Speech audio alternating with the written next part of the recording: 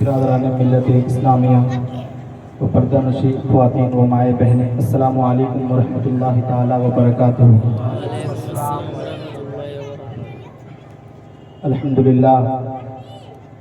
الحمدللہ رب العالمین، والصلاة والسلام علی سید المرسلین وعلی آلہ وصحبہ اجمعین، اما بعد فاعوذ باللہ من الشیطان الرجیم، بسم اللہ الرحمن الرحیم۔ ہن لباس لکم وانتم لباس لہن، صدق اللہ مولانا العظیم وصدق رسولہ النبی الامین المتین المبین الکریم، ونحن علی ذلک لمن الشاہدین والشاکرین والحمدللہ رب العالمین۔ بادہ توحید کے متوالوں، شمع رسالت کے پروانوں، غوث اعظم کے دیوانوں، اولیاء امت کے جانثاروں، شہر یار ارم، آئیے ایک مرتبہ ہم سبھی مل کر اپنے اور سارے کائنات کے مرکز عقیدت شہر یار ارم، تاجدار حرم، نوبہار شفاعت، شب اسرا کے دولہا، نوشہ بزم جنت، دانائے سبل، مولائے کل، ختم الرسل، خسرو خوبا، سیاہ لامکا، وجہ فقا، در اللہ مکنون، سر اللہ مخزون، عالم ما کانا وما یکون، ابو گل انبیاء، جانو دل اصفیاء، مطلع ہر سعادت، مقطع ہر سیادت، حضور احمد مختار، دونوں عالم کے سرکار، آمنہ کے لخت جگر، عبداللہ کے نور نظر، جناب احمد مصطفیٰ محمد عربی صلی اللہ علیہ وسلم کی بارگاہ رسالت میں ایک مرتبہ درود پاک کی جاری نشار کرے۔ بڑے بابا سے بلند درود پاک، صلی اللہ سیدنا شفیعنا حبیبنا نبینا مولانا محمد صلاۃ و سلام علیک یا رسول اللہ یا حبیب اللہ صلی اللہ تعالی علیہ وسلم۔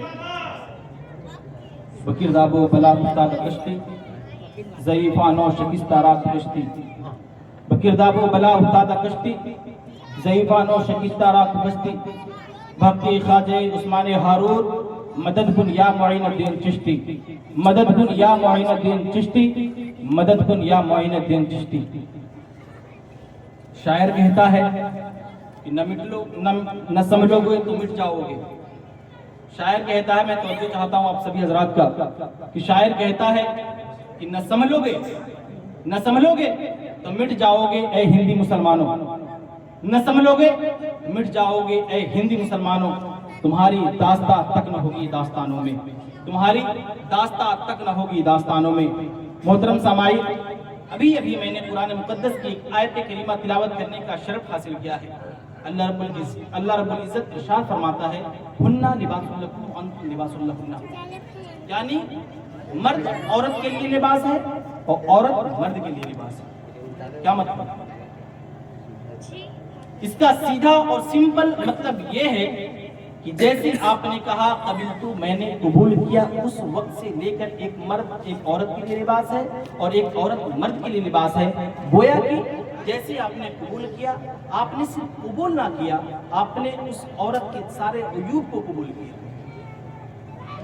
آپ نے اس کی ساری خامیاں کو قبول کیا، آپ نے اس کی ساری غلطیوں کو قبول کیا، آپ نے اس کی ساری سکسس کو قبول کیا، آپ نے اس کی ساری تنزلی کو قبول کیا۔ ایسا نہیں کہ آپ نے صرف سکسس کو قبول کیا اور اس کی تنزلی کو قبول نہ کیا، آپ نے ترقی کو قبول کیا، آپ نے زوال کو قبول نہ کیا۔ ایسا نہیں ہے کہ آپ نے خوبصورتی کو قبول کیا اور بدصورتی کو نکار دیا۔ ایسا نہیں ہے کہ آپ نے اس کی اچھائی کو قبول کیا اور اس کی برائی کو نکار دیا۔ مطلب یہ ہے، مقصد یہ ہے کہ آپ نے جیسے کہا قبول ہے، میں نے آپ کو قبول کیا، گویا کہ آپ نے اس کے ساتھ ساتھ عورتوں کی جتنی بھی چیزیں ہیں، اچھائیاں ہو یا برائیاں ہو یا جتنی بھی چیزیں ہو، آپ نے اس کے ساتھ ساتھ ساری چیزوں کو قبول کیا۔ یہ اسلام آپ کو حق دیتا ہے۔ ایسا نہیں کہ آپ نے قبول کرنے کے بعد کہا کہ میں نے تو صرف تمہاری خوبصورتی کو قبول کیا تھا، بعد میں تم بدصورت ہو گئی تو میں تمہیں ایکسپٹ نہیں کرتا ہوں. ایسا اسلام اجازت نہیں دیتا ہے. اس لیے کہا گیا ہے ہن لباس لکم وانتم لباس لہن. ہمارے آقا صلی اللہ تعالی علیہ وسلم ارشاد فرماتے ہیں النکاح من سنتی فمن رغب عن سنتی فلیس منی. نکاح میری سنت ہے، کسی اور کی سنت نہیں ہے، میری سنت ہے. اب جو چیز حضور کی سنت ہو اس سنت کی بات کتنی عظیم ہوگی، اس سنت کی بات کتنا نرالا ہوگا. فمن رغب عن سنتی فلیس منی. جس نے نکاح سے دوری اختیار کی وہ ہم لوگوں میں سے نہیں ہے. آج بڑے شوق سے لوگ کہہ دیتے ہیں ہم شادی نہیں کریں گے. مذاق مستی میں بھی ایسا نہیں کہنا چاہیے، کیونکہ ایسا کہہ کر آپ حضور کے دل کو تکلیف پہنچا رہے ہیں، آپ حضور کی سنت کو نکار رہے ہیں. گویا کہ آپ کو حضور کی سنت سے تکلیف ہے، تب تو آپ کہہ رہے ہیں حضور کی سنت سے ہم دور بھاگنا چاہتے ہیں. ہمارے آقا صلی اللہ تعالی علیہ وسلم کے پاس ایک مرتبہ صحابہ کرام رضی اللہ تعالیٰ عنہ تشریف لائے. یا رسول اللہ میں نکاح کرنا تو چاہتا ہوں لیکن میں مالدار نہیں ہوں. یا رسول اللہ میں نکاح کرنا تو چاہتا ہوں لیکن میرے پاس مال کی اتنی فراوانی نہیں ہے. ہمارے آقا صلی اللہ تعالیٰ علیہ وسلم نے فرمایا اے صحابہ کیا تم چاندی کی انگوٹھی تو دے سکتے ہو؟ کہا یا رسول اللہ چاندی کی انگوٹھی تو دور کی بات ہے، میں لوہے کی انگوٹھی بھی نہیں دے سکتا. ہمارے آقا صلی اللہ تعالیٰ علیہ وسلم نے پھر ارشاد فرمایا کیا تم قرآن پڑھتے ہو؟ یا رسول اللہ بالکل میں قرآن مقدس کی تلاوت کرتا ہوں، بالکل میں اللہ رب العزت کے مقدس کلام کا ذکر کرتا ہوں، تلاوت کرتا ہوں. تو کیا تم قرآن مقدس کو دے سکتے ہو؟ بولا ہاں. ہمارے آقا صلی اللہ تعالیٰ علیہ وسلم نے اس صحابی کے لیے ایک رشتہ تلاش کیا. بات ہوئی، تمام چیزیں انتظامات کے ساتھ مکمل ہو گئی. جب بات آتی ہے مہر کی تو کہا جاتا ہے کہ مہر میں کیا دیا جا رہا ہے؟ جواب آتا ہے مہر میں یہ صحابہ کرام تمہیں قرآن مقدس کی ایک کتاب، قرآن مقدس کی ایک سورہ تمہیں یاد دلائیں گے، یہی تمہارا مہر ہے. ذرا سوچئے نکاح کتنا آسان ہے. ایک مہر میں کیا ملا؟ مقدس کلام کی ایک سورت. اس نکاح سے بڑھ کر کوئی نکاح ہو سکتا ہے جس نکاح میں دین مہر کے طور پر قرآن مقدس کی ایک آیت کو یاد دلایا گیا، ایک آیت یاد کرائی گئی؟ اس نکاح سے بڑھ کر کوئی نکاح نہیں ہو سکتی دنیا میں. آج ہم نے نکاح کو بہت مشکل بنا دیا ہے. آج ہم نکاح سے دور کیوں بھاگنا چاہتے ہیں؟ آج ہمارے نوجوان نکاح سے کیوں دور بھاگ رہے ہیں؟ وجہ یہ ہے کہ ہم نے نکاح کو بہت مشکل بنا دیا. ہم نے نکاح کو اتنا زیادہ سخت بنا دیا کہ آج بھی ہماری بہنیں، آج بھی ہماری بیٹیاں، بہت ساری ایسی بیٹیاں ہیں جو پیسوں کی وجہ سے، جو دہیج کی وجہ سے آج گھر میں بیٹھی ہوئی ہے. آج ان کا حساب کون دے گا؟ آج اس کا ذمہ دار کون ہے؟ آخر ہماری مائیں، آخر ہماری بیٹیاں کیوں گھر میں بیٹھی ہوئی ہیں؟ ان کی عمریں پار ہوتی جا رہی ہے، عمریں 30 پلس ہوتی جا رہی ہے، کسی کی عمریں 35 پلس ہوتی جا رہی ہے. آخر اس کا حساب کون دے گا؟ آخر اس کا جواب کون دے گا؟ کیا امت مسلمہ کے نوجوان، کیا امت مسلمہ کے فرد اس کے جواب کے قائل نہیں ہے؟ کیا امت مسلمہ سے یہ سوال نہ پوچھا جائے گا کہ آخر کیا وجہ ہے کہ تمہارے معاشرے میں ایک بیٹی کا نکاح نہیں ہوا، ایک بہن کا نکاح نہیں ہوا، اور تم محلے میں، تم قصبے میں شوق سے ڈی جے بازے کے ساتھ نکاح کر رہے تھے، اور تمہارے گھر کے بغل میں ایک بیٹی کا نکاح نہیں ہو رہا تھا. وہ اپنے باپ کی بے غیرتی پر، اپنے باپ کی بے بسی پر رو رہی تھی کہ کاش میرا باپ بھی مالدار ہوتا، کاش میرا باپ بھی مال کی فراوانی رکھتا، کاش میرا باپ بھی فلانا شخص کے باپ کی طرح امیر ہوتا تو میرا نکاح بھی اس شخص کی طرح ہوتا. سبحان اللہ سبحان اللہ. ذرا بتائیے کس کی غلطی ہے؟ ہم نے نکاح کو سخت بنا دیا، ہم نے نکاح کو بہت زیادہ مضبوط نہیں بنایا بلکہ اور زیادہ دوسروں کے لیے پریشانی کا سبب بنا دیا. میں ان نوجوانوں سے کہنا چاہتا ہوں جو آج بھی ڈی جے اور باجے کے لیے شادیاں کرتے ہیں، ڈی جے اور باجوں کے لیے 5-5 ہزار 10-10 ہزار روپے لے کر رقم دیتے ہیں کہ آج ڈی جے لاؤ، باجے لاؤ، تب گھر کی رونق ہے. میں ان نوجوانوں سے کہنا چاہتا ہوں جاؤ اپنے گاؤں میں، اپنے قصبے میں دیکھو کہیں کوئی بیوہ تو نہیں بیٹھی ہوئی ہے، کہیں کوئی ایسی بہن، کہیں کوئی ایسی بیٹی تو نہیں بیٹھی ہوئی ہے جو نکاح کی وجہ سے اپنے ہاتھ पीले ना कर सके हो, उम्रें गुजर रही हो, जाओ गांव में ऐसे लड़कों को तलाश करो जो पढ़ने के लिए तो राजी है लेकिन पैसे की कमी की वजह से वो पढ़ नहीं पा रहे हैं। बखुदा अगर तुम ऐसे लोगों को तलाश करो तो जरूर उनके पास अपनी, अल्लाह ने अगर आपको दिया है तो जरूर उनके पास पैसे पहुंचाओ और कहो जाओ पढ़ो, जितना पढ़ना है पढ़ो, MBBS बनो। लेकिन याद रखना जब तुम MBBS बनोगे तो एक दिन तुम ऐलान कर देना कि आज बरोज़े सोमवार है, मेरे आका नबी करीम सल्लल्लाहु ताला अलैहि वसल्लम के विलादत का दिन है, जाओ आज फ्री में इलाज है। कैसे होगा? जब आप अपने आसपास के लोगों को ध्यान देंगे, आसपास के लोगों के ख्याल करेंगे, अपने आसपास की बहनों का ख्याल करेंगे। जरा सोच लीजिए, अल्लाह रब्बुल इज्जत पूछ लेगा तुम्हारे घर के आसपास में कोई बेटी का निकाह नहीं, तुम्हारे कस्बे के बगल में किसी का निकाह नहीं हुआ, उम्रें गुजर गई, उसने आनंद फानंद में गलत कदम उठाए, कौन जवाब देगा इसका? हम जवाब देंगे, हमसे ही पूछा जाएगा हमने क्यों ख्याल ना किया। बहुत जगह देखते होंगे शादियों के लिए लोग पैसा देते हैं, हमारा भी हक बनता है कि अगर कहीं कोई ऐसा दिखे तो निकाह को आसान बनाए, निकाह को सख्त ना बनाए। आज निकाह के नाम पर कितनी सारी बुराइयां हमारे माशरे में पैदा हो गई है, कितनी सारी बदआमालियां हमारे माशरे में पैदा हो गई है। आज एक शख्स कहता है कि वलीमे का जब इंतजाम करो तो कुर्सियों को पर्दा पहनाओ। आज हमारा नौजवान, जिस नौजवान के लिए जिस उम्मत के लिए हमारे आका रोते थे, वो नौजवान कहता है जब वलीमे के इंतजाम करो तो कुर्सियों को पर्दा पहनाओ, क्योंकि बेपर्दा कुर्सियां अच्छे नहीं लगते। लेकिन वो शख्स भूल जाता है, उस अपने वलीमे में, अपनी शादियों में अपनी औरतों को बेपर्दा रखता है। सुभान अल्लाह, सुभान अल्लाह, सुभान अल्लाह कहने की जरूरत नहीं थी। अफसोस करने का मकाम, अफसोस करने का मकाम है कि एक शख्स को अपनी कुर्सियों की पड़ी है लेकिन अपने बहन बेटियों की नहीं पड़ी। अपनी बहन बेटियों को बेनकाब करके भेज रहे हैं, मेकअप के साथ भेज रहे हैं, लेकिन कोई भाई, कोई बाप, कोई शौहर नहीं टोक रहा है। कौन जवाब देगा? कौन जवाब देगा? आज दहेज इतना मांगा जा रहा है कि अगर इतना दहेज ना दोगे तो शादी नहीं होगी। आप 4 लाख नहीं दोगे, फलाना शख्स के पास चला जाऊंगा, वो 5 लाख देगा, वहां हम निकाह करेंगे। हुजूर अकरम सल्लल्लाहु ताला अलैहि वसल्लम ने इरशाद फरमाया कि औरतों से 4 वजहों से निकाह की जाती है। पहला माल, दूसरा नसब यानी खानदान, तीसरा खूबसूरती और चौथा दीनदारी।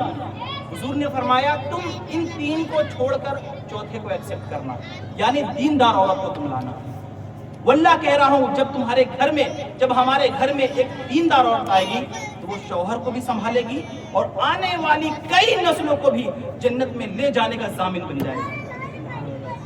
जब एक मर्द पढ़ता है तो एक कुंबा संवरता है, जब एक औरत पढ़ती है तो आने वाली कई नस्लें मोहम्मद अरबी पर दरूद पढ़ने वाली पैदा होती है।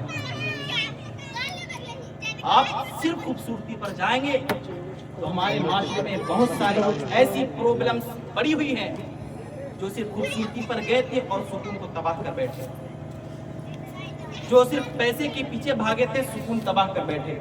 आज आप अपने करीब में बहुत सारे ऐसे लोगों को देखेंगे जो पैसे वाले हैं, जिनके पास अल्लाह रब्बुल इज्जत ने माल की फरावानी अता की है, लेकिन जब आप उन्हें साइड में ले जाकर पूछेंगे कि भाई साहब अल्लाह ने आपको बहुत सारी चीजें दी, किसी चीज की कोई कमी नहीं है, जरा बताइए आपकी जिंदगी में कोई चीज की कमी है क्या? आपने कभी कोई चीज महसूस किया? तो वो यही कहेगा कि हमें सुकून नहीं है। जो इंसान माल के पीछे भागता है वो सुकून छोड़ देता है, सुकून उससे दूर हो जाता है।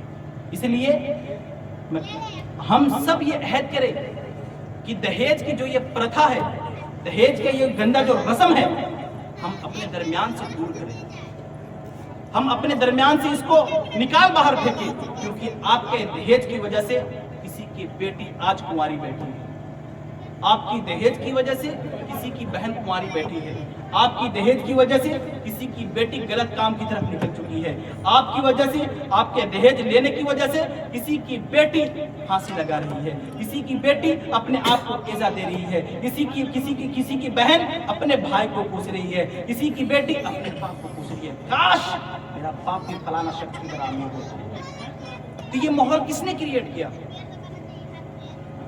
کس نے کریٹ کیا کہ ایک بیٹی کو یہ سوچنا پڑ جائے کہ میرا باپ بے بس ہے، میرا باپ میری شادی نہیں کروا سکتا، میرا بھائی میرا رشتہ نہیں کروا سکتا؟ کس نے ماحول کریٹ کیا؟ ہم نے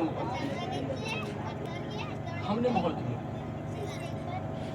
خدارا اپنے دامن کو اس چیزوں سے پاک صاف کیجیے۔ دہیج لینا بہت آسان ہے، لیکن اس دہیج کے پیچھے جو دہیج دیتا ہے اس کی قربانی کو بھی یاد رکھیں۔ ایک باپ بڑے ناز و نیام کے ساتھ اپنی بیٹی کو پالتا ہے، بڑے ناز و نیام کے ساتھ اپنی بیٹی کو پالتا ہے اور یہ کوشش کرتا ہے کہ جب میری بیٹی بڑی ہو جائے اور جب میں اس کا رشتہ لگاؤں اور نکاح کے وقت قریب آ جائے تو میں یہ کوشش کروں گا کہ میری بیٹی کو کوئی پریشانی نہ ہو۔ 10 لاکھ کوئی مانگ رہا ہے، 10 لاکھ بھی دینے کے لیے تیار ہے، 20 لاکھ مانگ رہا ہے، 20 لاکھ دینے کے لیے بھی تیار ہے، بہت ساری ایسی جگہ ہے 20 لاکھ دینے کو بھی تیار ہے، لیکن وہ چاہتا ہے کہ اگر میں 20 لاکھ دے رہا ہوں تو میری بیٹی سکون سے رہے، میری بیٹی عزت کے ساتھ زندگی گزارے۔ لیکن اس 10 لاکھ کو دینے کے پیچھے وہ باپ کتنی قربانیوں سے گزرتا ہے آپ کو پتا ہوگا، ہم سے زیادہ آپ کو پتا ہوگا۔ کہیں 10,000 کے قرضے، کہیں 20,000 کے قرضے، کہیں پہ 1 لاکھ کے قرضے، اس بڑھاپے میں کیسے وہ قرضے ادا کرے گا؟ کیسے وہ اپنے قرضے کو چکائے گا؟ کیسے اپنے پریشانیوں سے نکل باہر آئے گا؟ اس میں بھی بہت سارے لوگ ایسے ہوتے ہیں جب کہیں جاتے ہیں ولیمے میں یا شادی میں نقص نکالتے ہیں۔ اللہ کبھی نقص نہ نکالا کیجیے، کھانے کی کبھی غیبت نہ کیا کیجیے۔ اس باپ پر سوچیے کیا گزرتی ہوگی جس نے اپنی چھوٹی سی بچی کو پال پوس کر بڑا کیا اور سوچا کہ جب رشتہ ہو جائے گا، جب میری بیٹی سکون سے رہنے لگے گی تو مجھے بھی سکون مل جائے گا۔ لیکن جیسے ہی وہ سنتا ہے کہ فلانا شخص کہہ رہا تھا کہ فلانا کے گھر جب شادی ہوئی تھی تو کھانا اچھا نہیں تھا، فلانا شخص کے جب گھر شادی ہوئی تھی عزت نہیں ہوئی تھی، ذرا سوچئے اس شخص کے پاس، اس باپ کے پاس کتنے سارے کام ہوتے ہیں۔ 1-2 چیزیں چھوٹ جائے اسے کبھی بھی یہ نہ کر کے چلا کیجئے کہ فلانا شخص کے یہاں پہ یہ نہ ہوا، فلانا شخص کی جگہ پہ یہ نہ ہوا۔ آپ بھی دل بڑا کیا کیجئے۔ دل بڑا کرنا یہ مومن کی نشانی ہے، دل نرم کرنا یہ مومن کی نشانی ہے، دوسرے کے درد کو سمجھنا یہ مومن کی نشانی ہے۔ کیا آپ دوسرے کو درد کو سمجھنے لائق نہیں ہیں؟ سب مومن کا دل نرم ہی ہوتا ہے، جو سخت ہو وہ مومن کیسا، جو سخت ہو وہ مومن کیسا۔ جب بھی رشتے کی بات کیا کیجئے، کہیں بھی جائیے نیک عورت کا انتخاب کیجئے۔ ایک شوہر کی زندگی میں سب سے بڑا سپورٹ ایک نیک عورت کا ہوتا ہے۔ ایک نیک عورت چاہے تو شوہر کو جنت میں لے جا سکتی ہے، چاہے تو جہنم کے دروازے پر لا کر چھوڑ سکتی ہے۔ ایک اچھی بیوی اگر چاہے تو گھر میں سکون بھی لا سکتی ہے، اگر ایک بیوی چاہے تو گھر میں کھٹیا بھی کھڑا کر سکتی ہے۔ یہ بات جان لیں۔ اگر آپ پیسوں کے پیچھے بھاگیں گے، اچھی بیوی کے پیچھے بھاگیں گے، دنیا بھی بن جائے گی اور آخرت بھی بن جائے گا۔ اگر آپ کو یقین نہیں تو آج سے 1400 سال پہلے چلیے، ہمارے آقا صلی اللہ تعالیٰ علیہ وسلم اور حضرت خدیجہ الکبریٰ رضی اللہ تعالیٰ عنہ، کہ جب ہمارے آقا صلی اللہ تعالیٰ علیہ وسلم کے پاس 40 سال کی عمر میں، حضرت خدیجہ کی 40 سال عمر تھی، ہمارے آقا کے پاس آتا ہے نکاح کا پیغام، ہمارے آقا قبول کرتے ہیں۔ اس کے بعد جتنی سب سے زیادہ خدیجہ الکبریٰ رضی اللہ تعالیٰ عنہ نے حضور پاک صلی اللہ تعالیٰ علیہ وسلم کو سپورٹ کیا۔ 40 سال کے بعد جب نبوت کا دورہ سٹارٹ ہوا، لوگوں نے بہت ساری باتیں ہمارے آقا صلی اللہ تعالیٰ علیہ وسلم کے بارے میں کرنے لگے۔ لوگ ہمارے آقا صلی اللہ تعالیٰ علیہ وسلم پر پتھر پھینکنے لگے۔ اس وقت حضرت خدیجہ الکبریٰ رضی اللہ تعالیٰ عنہ کہا کرتے تھے، یا رسول اللہ اب غمگین نہ ہو۔ یہ ایک بیوی کا جملہ ہے، یا رسول اللہ اب غمگین نہ ہو، یا رسول اللہ اب غمزدہ نہ ہو۔ آج آپ مشکلوں میں ہیں، کل اللہ آپ کے لیے آسانیاں پیدا کر دے گا۔ ذرا سوچئے، ایک نیک بیوی کا جملہ ہے، جس گھر میں نیک بیوی آ جائے وہ گھر کو جنت بنا دیتی ہے۔ جب ہماری اماں حضرت خدیجہ الکبریٰ رضی اللہ تعالیٰ عنہ کی وفات ہوتی ہے تو ہمارے آقا صلی اللہ تعالیٰ علیہ وسلم اپنے نور عین، اپنے چشم عین حضرت فاطمہ الزہرا رضی اللہ تعالیٰ عنہ کو بلاتے ہیں اور پوچھتے ہیں، اے میری فاطمہ، اے میری پیاری بیٹی، ذرا بتا تمہاری اماں تو چلی گئی ہے، کیا کبھی تمہیں تمہاری اماں نے کوئی وصیت کی ہے کہ نہیں؟ حضرت فاطمہ زہرا رضی اللہ تعالیٰ عنہ رونے لگتی ہے، کہتی ہیں ابا جان، ہاں ایک مرتبہ اماں نے کہا تھا کہ جب میرا وصال ہو جائے تو میری کفن میں اپنے ابا کا جوبہ رکھ دینا۔ ہمارے آقا صلی اللہ علیہ وسلم کا جوبہ رکھ دینا، اتنا کہنا تھا۔ ہمارے آقا صلی اللہ تعالیٰ علیہ وسلم زاروں قطار ہونے لگتے ہیں، داڑیاں مبارک آنسو میں بھیگ جاتی ہے، اور ہمارے آقا صلی اللہ تعالیٰ علیہ وسلم حضرت فاطمہ الزہرا رضی اللہ تعالیٰ عنہ سے کہتے ہیں، اے میری بیٹی، اے میری پیاری فاطمہ، تمہاری اماں نے کہا ہے کہ جوبہ رکھ دینا، اگر تمہاری اماں نے یہ کہا ہوتا کہ اپنے ابا کا چمڑا اتار کر رکھ دینا تو میں چمڑا اتار کر رکھنے کے لیے بھی تیار تھا۔ یہ مقام تھا حضرت خدیجہ الکبریٰ رضی اللہ تعالیٰ عنہ کا، یہ مقام تھا ایک دیندار بیوی کا۔ جب ایک دیندار بیوی آپ کے سپورٹ میں کھڑی رہتی ہے، آپ دنیا فتح کر سکتے ہیں۔ ایک خراب نسل کی عورت اگر آپ گھر میں لے آئے تو نسل کو برباد کر سکتے ہیں۔ اس لیے معاشرے میں جب بھی کبھی ایسی بات آئے، دہیج کی وجہ سے جتنے بھی آج نقصانات ہو رہے ہیں، آج دیکھ لیجیے ہماری بہن بیٹیاں ہی سب سے بڑا ثبوت ہے، ہماری ناکامیوں کا ثبوت ہے۔ جس قوم کی بیٹیاں آج گھر میں پڑی ہوئی ہیں، اس قوم کے نوجوان ڈی جے اور باجے پر پیسے اڑا رہے ہیں، کہاں تک درست ہے؟ پیسہ نہیں ہے، بالکل پیسہ ہے، لیکن عیاش ہو گئے۔ ان عیاشیوں سے بچنے کی ضرورت ہے۔ اس لیے تو شاعر کہتا ہے کہ نہ سنبھلو گے تو مٹ جاؤ گے، نہ سنبھلو گے تو مٹ جاؤ گے۔ اے ہندی مسلمانوں، تمہاری داستان تک نہ ہوگی داستانوں میں، تمہاری داستان تک نہ ہوگی داستانوں میں۔ اور میں تو مثل آئینہ ہوں، دکھاؤں گا داغ چہرے کے۔ میں تو مثل آئینہ ہوں، دکھاؤں گا داغ چہرے کے، جسے برا لگے وہ سامنے سے ہٹ جائے۔ میں تو مثل آئینہ ہوں، دکھاؤں گا داغ چہرے کے۔ یہ میری رسپانسبلٹی ہے، میری ذمہ داری ہے کہ میں اپنے گاؤں کو، اپنے قصبے کو وہ آئینہ دکھاؤں جس کی ضرورت ہے، جو ان کے چہرے پر لگا ہوا ہے۔ اگر آپ کو لگتا ہے کہ میری بات بری ہے تو آپ یہاں سے اٹھ کر چلیں۔ اس لیے شاعر کہتا ہے کہ میں مثل آئینہ ہوں، میں دکھاؤں گا داغ چہرے کے، جسے برا لگے وہ سامنے سے ہٹ جائے۔ یا پھر اپنے قصبے میں، اپنے گاؤں میں، اپنے محلے میں اس طرح کا ماحول پیدا کریں کہ گانے اور ڈی جے اور باجے ان چیزوں سے دور رہیں۔ کیونکہ جب آپ نبی کی سنت سے آغاز کر رہے ہیں ایک نئی زندگی، اس نئی زندگی کے آغاز میں آپ گانے اور باجے کے ساتھ نکل رہے ہیں۔ کیا مطلب نکلتا ہے؟ یعنی کہ آپ کو لگتا ہے کہ آپ ڈی جے اور گانے اور باجے بجائیں گے نبی ناراض نہیں ہوں گے؟ کیا لگتا ہے آپ کو؟ آپ ڈی جے اور باجے کر لیں گے، اللہ رب العزت آپ کا کچھ نہیں کر سکتا؟ کیا آپ قارون ہیں؟ کیا آپ فرعون ہیں؟ کیا آپ نمرود ہیں؟ یاد رکھو نمرود کو بھی موت آئی تھی، یاد رکھو فرعون کو بھی موت آئی تھی، یاد رکھو حامان کو بھی موت آئی تھی۔ تو پھر آپ کس طبقے کے ہیں؟ کیا آپ کی پکڑ نہیں ہوگی؟ نکاح کو آسان بنائیے، نکاح کو آسان بنائیے۔ حضور پاک کریم صلی اللہ علیہ وسلم کی حدیث مبارکہ ہے، اذا تزوج العبد فقد استکمل نصف الدین ویتق اللہ نصف الباقی۔ جس بندے نے نکاح کیا اس نے اپنا آدھا دین مکمل کیا۔ ذرا آپ سمجھیے، آدھا دین یعنی کہ ایک بندے کو ایک مکمل دین دیا گیا ہے، ایک مکمل دین دیا گیا ہے، لیکن یہ نہیں کہا گیا ہے کہ آپ کا دین کب مکمل ہوگا اور کیسے مکمل ہوگا، وہ آپ کی ذمہ داری ہے۔ لیکن جب کہا گیا اذا تزوج العبد فقد استکمل نصف الدین، کہ آپ نے جیسے ہی نکاح کیا آپ کا آدھا دین مکمل ہو گیا، آدھا دین مکمل ہو گیا، آپ کے پیکٹ میں آ گیا آدھا دین۔ سوچ لیجیے، صرف نکاح کرنے کی برکت، آدھا دین آپ کے پیکٹ میں۔ وَيَتَّقِ اللَّهَ نِصْفَ الْبَاقِي، اور آدھا دین جو باقی رہا ہے اس میں آپ اللہ سے ڈرتے رہیے، نیک اعمال کرتے رہیے، ذکر کرتے رہیے، اذکار کرتے رہیے، نمازیں پڑھتے رہیے، روزے رکھتے رہیے، حج کرتے رہیے۔ صرف آدھا ایمان آپ کو اور محفوظ کرنا ہے۔ اگر آپ نے نکاح کر لیا تو آدھا دین آپ کے جیب میں، मुकम्मल हो चुका आपका। ये निकाह करने की बरकतें अल्लाह ने आपको बताई है। निकाह करने की बरकतें हुजूर सल्लल्लाहु अलैहि वसल्लम आपको हदीसों के जरिए सुना रहे हैं, बता रहे हैं।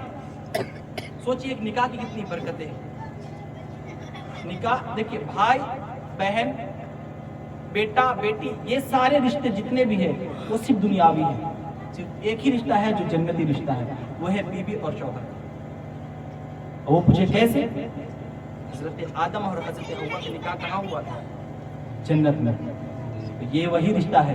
इस रिश्ते की रमक को बाकी रखिए, इस रिश्ते की रौनक को बाकी रखिए, इस रिश्ते की चमक को बाकी रखिए, इस रिश्ते को तमाम बुराइयों से दूर रखिए। इस रिश्ते में जब भी कोशिश कीजिए तो एक दीनदार औरतों का इंतजाम कीजिए, वरना एक दीनदार औरत अगर आपके घर में नहीं आती, आपका सुकून बर्बाद, आपकी नस्ल बर्बाद, आने वाली नस्ल तक हुजूर का कलमा पढ़ना भूल जाए।